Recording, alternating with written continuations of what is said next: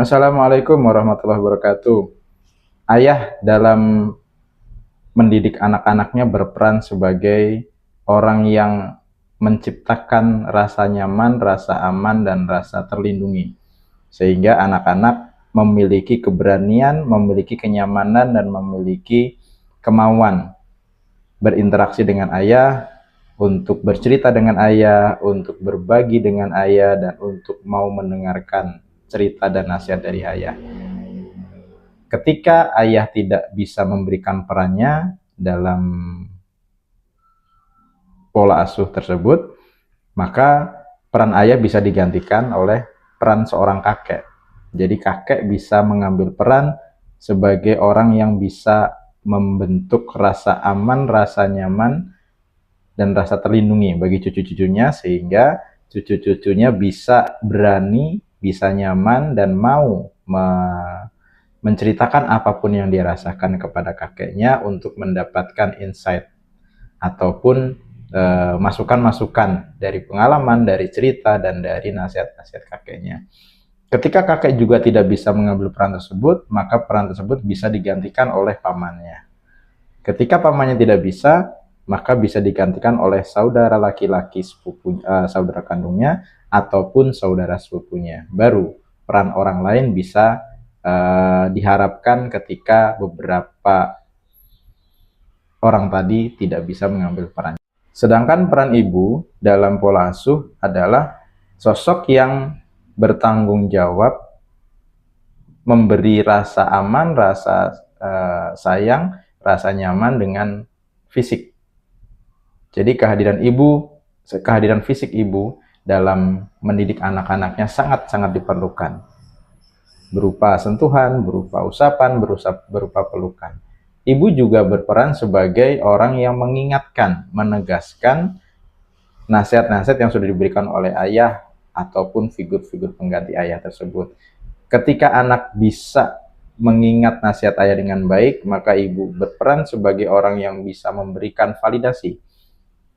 Tetapi ketika anak masih belum bisa menerima atau mengingat nasihat ayah, maka peran ibu selanjutnya adalah memberikan hukuman atau punishment terhadap anak. Hukuman di sini lebih disarankan berupa mengurangi kegiatan-kegiatan yang anak sukai.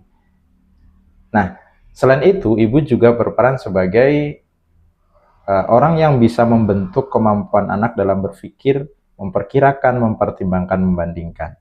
Hal ini bisa ibu stimulasi dengan mengajak anak untuk memperkirakan, mempertimbangkan, dan membandingkan apapun yang akan dilakukan, menghindari menggunakan kalimat perintah dan larangan ketika anak sudah mulai di usia 3 tahun ke atas, dan berikan kesempatan mereka untuk berargumen, berikan kesempatan mereka untuk menyampaikan apa yang dirasakan, tidak memvonis salah atau benar, dan tidak memaksakan kehendaknya.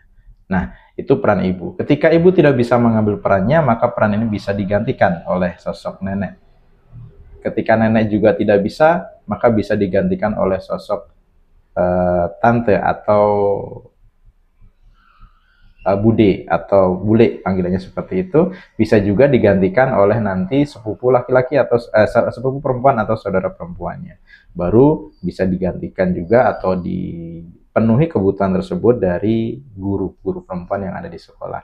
Nah, peran ayah dan ibu tadi sangat signifikan dalam membentuk karakter positif pada anak-anaknya. Maka usahakan peran tadi bisa diambil dengan maksimal, baik oleh ayah, oleh ibu, atau oleh figur-figur pengganti ayah dan figur-figur pengganti ibu.